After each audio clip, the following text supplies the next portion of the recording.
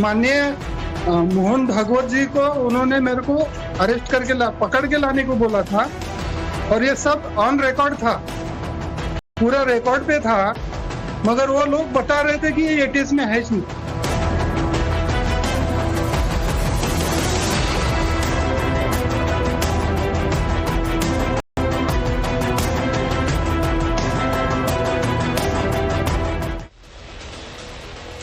और इस वक्त की एक बड़ी खबर आपको बताने जा रहे हैं। मोहन भागवत के खिलाफ एक बहुत बड़ी साजिश का खुलासा हुआ है।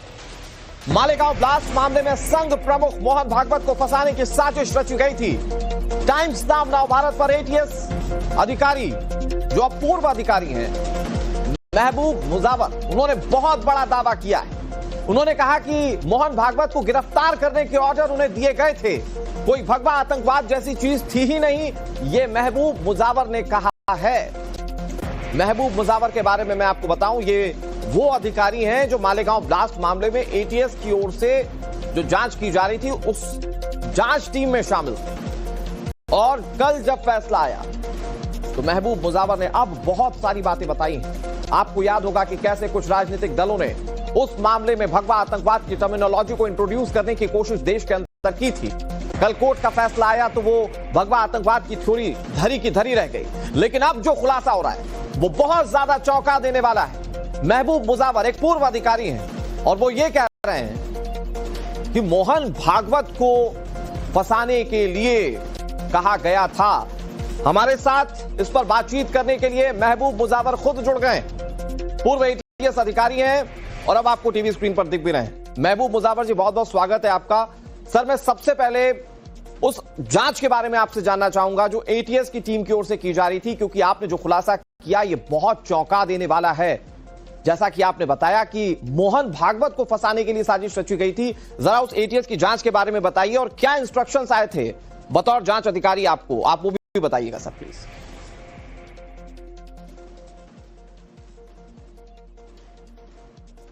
महबूब जी, शायद आपका ऑडियो म्यूट, एक बार जरा प्लीज चेक करके बोलिएगा सर।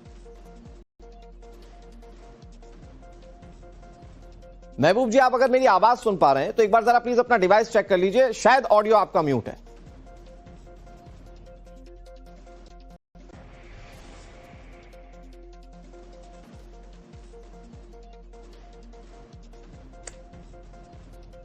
महबूब मुजावर हमारे साथ जुड़े हुए एक्सक्लूसिवली, वो क्या कहते हैं मैं आपको सुनाऊंगा। वो भगवा आतंकवाद की थ्योरी महबूब मुजावर के बयान से एक बार फिर से ध्वस्त होती है। वो क्या बताएंगे, वो जांच को लेकर क्या कहेंगे, लाइव हमारे साथ जुड़ने वाले हैं एक्सक्लूसिवली। लेकिन उससे पहले जो उन्होंने खुलासा किया वो जान लीजिए। रामजी कलसंगरा, दिलीप पाटीदार और संदीप डांगे, ये लोगों को इनके बारे में मेरे को इन्वेस्टिगेशन का कुछ पार्ट दिया गया था और मेरे को महाराष्ट्र से 10 कर्मचारी मेरे मदद के लिए दी गई थी। तो वो तपास मैंने किया है, उसके बारे में मेरे को मालूमात है। उसके अलावा माननीय मोहन भागवत जी को उन्होंने मेरे को अरेस्ट करके पकड़ के लाने को बोला था और ये सब ऑन रिकॉर्ड था, पूरा रिकॉर्ड पे था, मगर वो लोग बता रहे थे कि ये एटीएस में है ही नहीं। अभी जब ये 7-8 साल पहले जब टाइम्स नाउ ने मेरी मुलाकात ली थी, मेधा प्रसाद बोल के जो पत्रकार थे उन्होंने लिए थे, तब वो बताए थे कि हमारा है ही नहीं, एटीएस का है ही नहीं। मगर मेरे को लिखित में ऑर्डर थी, डेपुटेशन पे लिया गया था। 8 महीने मैंने वहां पे काम किया, तो झूठ काम करने के लिए लगाए थे, तो मैंने नहीं किया। नहीं करने से मेरे पे एक झूठा गुना दाखिल करके मेरे को अरेस्ट किया गया। मेरी जिंदगी बर्बाद हो गई, उसके अंदर मेरा पूरा करियर तबाह हो गया। आज तक मैं वैसे ही रिटायर हो गया। जब उन्होंने अरेस्ट किया तो मेरे को सस्पेंशन में ही रिटायर हो गया। मैं परमवीर सिंह और उसके हायर अथॉरिटी के ऊपर बात कर रहा हूँ। मैं मेरे को जो आदेश था, लिखित में आदेश था, मेरे को रिवॉल्वर दिया गया था, सीक्रेट सर्विस सीक्रेट फंड से मेरे को पैसे देके काम के लिए भेजा था और रोज मैं उनको सुबह शाम दोपहर उनको उनके इसके अंदर रह के उनके मार्गदर्शन में काम कर रहा था मैं। और उन्होंने मेरे को संकट में डाला, इसलिए डाला कि मैंने उनका झूठ काम नहीं किया। सब में बड़ी बात यह थी तो मोहन भागवत को लाओ, ऐसा उनका आदेश था, तो मैंने नहीं किया। वो झूठ था वो बहुत भयानक था मेरे लिए, वो मेरे जिंदगी में सब में बेकार बात थी वो, तो मैंने नहीं किया। तो उनको लगा कि इसको सब बातें मालूम है, इस वजह से उन्होंने मेरे पर झूठा गुना दाखिल किया, जबकि मैं ये तपास में पर स्टेट में था, महाराष्ट्र में नहीं था, मैं पर स्टेट में था, तो ही मेरे पर ऐसा किया इन्होंने, मेरे को बहुत तकलीफ दी है। महबूब मुजावर जो बात कह रहे हैं, उन्होंने बताया कि जो ऑर्डर उन्हें दिया गया था, जब उन्होंने उसका पालन नहीं किया तो उनका पूरा करियर सार्वटाज कर दिया गया, पूरा करियर तबाह कर दिया गया, वो सस्पेंडेड ही रिटायर्ड हो गए। अब जरा सोचिए ये क्यों किया गया था। वो इसलिए किया गया था ताकि मोहन भागवत को गिरफ्तार किया जाए, एक झूठे केस में फंसाया जाए, जैसा कि महबूब मुजावर दावा कर रहे हैं। उनके पास इस बात के लिखित ऑर्डर थे। और फिर आपको याद होगा कि कौन सी राजनीतिक पार्टी ने भगवा आतंकवाद की थ्योरी पूरी दुनिया के सामने रखने की कोशिश की थी, उसी को इंडोर्स करने के लिए आरएसएस प्रमुख को फंसाने की साजिश रची गई थी, जो महबूब मुजावर कह रहे हैं। और महबूब मुजावर क्या खुलासे कर रहे हैं, जरा सुनिए। मेरे को तभी समझा ना, मेरे को जो भी है, अभी मैं पुलिस खाते में हूँ, पुलिस खाते में गोपनीयता होती है, सीक्रेट जो रहता वो ये करने का नहीं रहता, वो गोपनीयता थी, इस वजह से मेरे को काम करना जरूरी था। मगर झूठ काम करते वक्त तो संभल के भी करना था। तो पहले से मालूम है मेरे को, स्टार्ट टू एंड मालूम है पूरा इन्वेस्टिगेशन क्या है और मेरे को क्या काम दे रहे हैं ये लोग, इसमें सच्चाई क्या है, झूठ क्या है, ये मेरे को मालूम है ना। तो इसलिए मैंने जितना मेरे हाथ से जो करना चाहिए वो मैंने किया है, और जो झूठ है वो मैं नहीं। हाँ, मेरे पास सबूत है, इसलिए तो बात कर रहा हूँ। सबूत है, मैं पहले भी बताया था, मेरे पास सबूत है। राजनीतिक देखो, ये भगवा आतंकवाद जो आया था, ये राजकारण में से आया था बाहर, और राजकारण को खुश करने के लिए, पॉलिटिकल को खुश करने के लिए ये लोग, ये जो परमवीर सिंह जैसे अधिकारी है, ये झूठ काम किए। मेरे उनके बहुत संबंध अच्छे थे, मेरा उनका कभी झगड़ा वगैरह नहीं था, और मेरे को डेपोटेशन पे उन्हों बुना के लिए थे, धाड़सी अधिकारी है बोल के, मैं क्या हो के नहीं गया था उधर। मगर ये जब उनके ध्यान में आया कि ये सब झूठी बातें इनको मालूम है, इतने खतरनाक बातें इसको मालूम है, सीक्रेट बातें मालूम है, तो मेरे को मेरा मुंह बंद करने के लिए, मेरे को चुप करने के लिए, मेरे पे झूठा इल्जाम लगा के मेरे को इन्होंने खत्म कर दिया। इन्होंने मेरी जिंदगी तबाह और बर्बाद हो गई। मैं तब से आज तक अंडर सस्पेंशन में रिटायर हुआ हूँ। मेरे को 10,000 रुपए का पेंशन है। मैं कभी मांगा नहीं मेरे को नौकरी पर लो या मेरे को पेंशन दो, पगार दो, कभी भी नहीं मांगा, आज भी नहीं मांगा मैंने। 10,000 पेंशन लेता हूँ, चुप बैठता हूँ। घबराना मेरा काम नहीं है, मैं घबर के नहीं गया मैं, मगर ये लोगों के खिलाफ मैं आवाज उठाते गया। मेरे को उनको अरेस्ट करना, पकड़ के लाओ बोले थे उनको, मेरे को हथियार दिए थे। अभी महाराष्ट्र में इतने पुलिस अधिकारी है, आईपीएस है, नागपुर के पुलिस है, जब उनको नहीं बोलते तुम मेरे को बोलते, तो मेरे को शक आना जरूरी है ना। महाराष्ट्र में इतने बड़े पुलिस यंत्रणा है, वो काम नहीं देते हुए मेरे जैसे कुछ दिए काम, धाड़सी बोल के दिए, गलत काम था ना वो। मेरे को मालूम है, मेरे को आदेश क्या याद, क्या मैं लिखित में दिया हूँ, हाई कोर्ट में लिखित में दिया हूँ मैं कि ऐसा मेरे को आदेश था बोल के, और मेरे को आदेश था वो।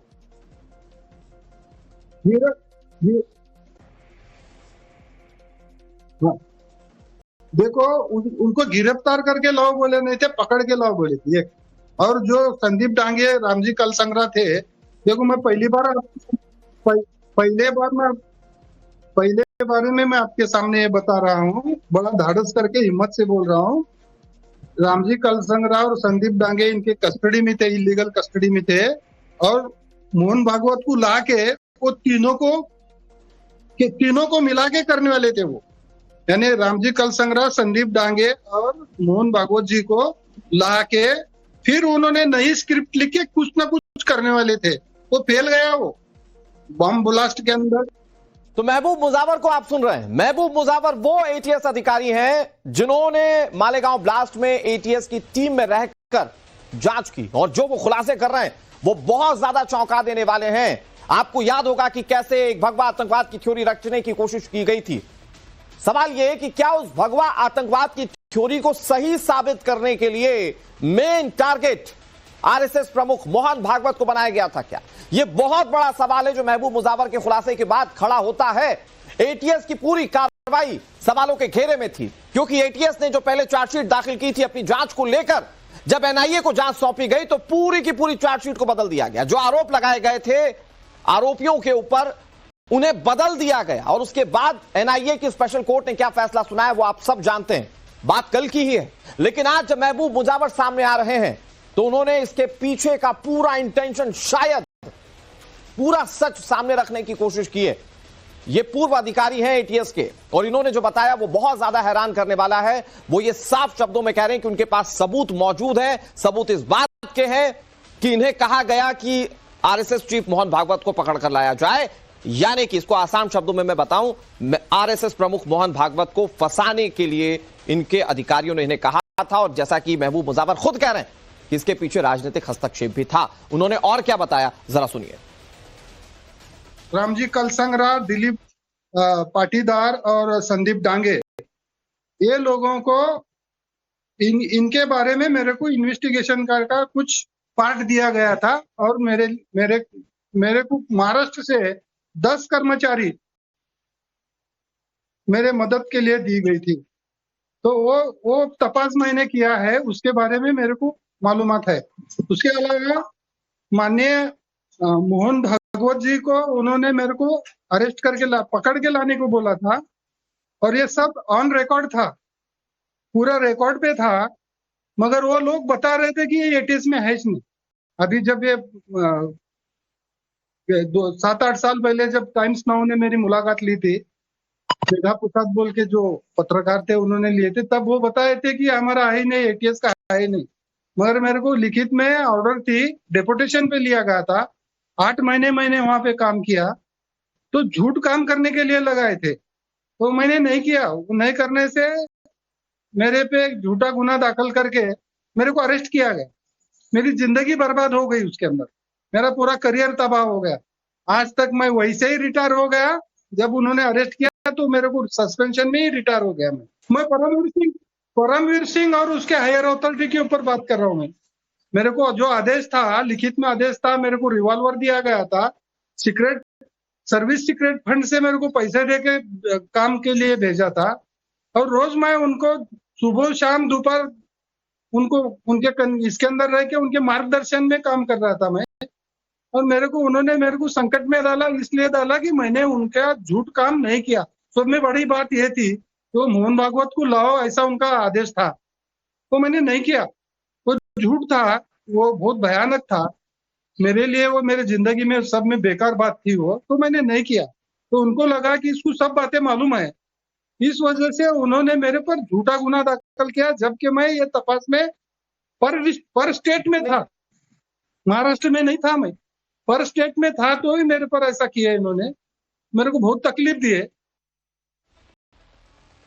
जो लोग कल एनआईए की कोर्ट से बरी हुए वो लगातार इस मामले में एटीएस की कार्यप्रणाली पर सवाल खड़े करते रहे। वो कहते रहे कि राजनीति से प्रेरित होकर एटीएस कार्रवाई कर रही है। वो कहते रहे कि उन्हें फंसाया जा रहा है। तब तक तो ठीक था कि चलिए भाई, हो सकता है कि जांच टीम को वो सबूत ही मिल रहे हो, लेकिन अब उस टीम के अंदर काम करने वाले व्यक्ति जो बात कह रहे हैं उससे यह बात पता चलती है कि जानबूझकर एटीएस ने कुछ लोगों को फंसाने के लिए कदम उठाए थे या फैब्रिकेटेड सबूत इकट्ठा किए थे। कम से कम जो महबूब जी खुलासा कर रहे हैं उससे तो यही पता चलता है। हमारे साथ राकेश त्रिवेदी ज्यादा जानकारी के साथ जुड़ गए। लेकिन राकेश, जो एटीएस के पूर्व अधिकारी दावा कर रहे हैं उससे तो एक बात बिल्कुल क्लियर हो जाती है, main target Sadhvi Pragya, colonel पुरोहित या वो 7 लोग नहीं थे। मेन टारगेट थे भगवा आतंकवाद की थ्योरी को स्टैब्लिश करने के लिए, मेन टारगेट थे आरएसएस चीफ मोहन भागवत। जी बिल्कुल, आपने सही कहा। देखिए, कल जब अदालत से ये फैसला आया उसके बाद एक आरोपी हैं जो बाहर आए थे, चतुर्वेदी, उन्होंने भी कहा कि उन्हें प्रताड़ित इसलिए किया गया ताकि वो अपने कबूलिया बयान में ये झूठ एक्सेप्ट करें कि मोहन भागवत के कहने पर उन्होंने ये सब कुछ किया था। यहाँ तक कि उत्तर प्रदेश के मुख्यमंत्री योगी आदित्यनाथ का भी नाम लेने के लिए उनको दबाव डाला गया था, उन्हें टॉर्चर किया गया, उन्हें कपड़े उतार के मारा गया। और वही खुलासा जो है अब एक ये एटीएस के पूर्व अधिकारी कर गए। लेकिन यहाँ सबसे चौंकाने वाली बात मुझे ये लगती है कि जिस एटीएस के बड़े अधिकारी का ये नाम ले रहे हैं महबूब मुजावर, उसी अधिकारी के ऊपर हाल ही में महाराष्ट्र सरकार ने काफी बड़ी मेहरबानी दिखाई। उनके ऊपर लगे हुए आरोपों को जो है कहीं ने धुंधला कर दिया, उनके रिटायरमेंट की जितनी बची हुई पेंशन थी सब कुछ ओके क्लियर कर दी, उनकी फाइल ओके कर दी। तो अब शायद जो है अब महाराष्ट्र सरकार की भी आंखें खुले और पता चले कि क्या पहले के आरोप थे। आप दूसरी तरफ यहाँ ये भी देखिए, जो एक खुलासा खुलासा अभी महबूब मुजावर ने किया है हमारे चैनल पर। कैसे सिस्टम जो है वो पहले उनसे काम करवाना चाहता था, लेकिन जब उन्होंने काम करने के लिए वो तैयार नहीं हुए तो उन्हें ही झूठे आरोपों में फंसा दिया गया, उन्हें जेल भेज दिया गया, ताकि आगे चल के अगर कोई बात निकले तो आप उनके क्रेडिबिलिटी में सवाल खड़े कर दें। आप ये बोलेंगे कि ये तो एक टेंटेड ऑफिसर है जो जेल जा चुका है, इसकी बात का आप कैसे यकीन कर सकते हैं? तो अपना एक डिफेंस तैयार करने के लिए भी इस तरीके से जो है पूरी एक रणनीति बुनी जा सकती है क्या? ये भी अपने आप में एक बड़ा सवाल है। लेकिन निश्चित तौर पे लेकिन राकेश, सच्चाई ये कि सच सच होता है, सच सबूतों के हिसाब से आंका जाता है। और कल एनआईए की कोर्ट में सबूत रखे गए जांच एजेंसी की ओर से, और सबूत रखने के बाद ये पाया गया कि जिन पर आरोप लग रहे थे वो पूरी तरह से निर्दोष थे। और आज सबूत तो इस ओर भी इशारा कर रहे हैं कि एटीएस की जांच फैब्रिकेटेड थी, राजनीति से प्रेरित थी, जो कि महबूब जी खुलासे के तौर पर सामने रख रहे हैं। बहुत शुक्रिया राकेश आपका हमारे साथ जुड़ने के लिए और तमाम जानकारी देने के लिए।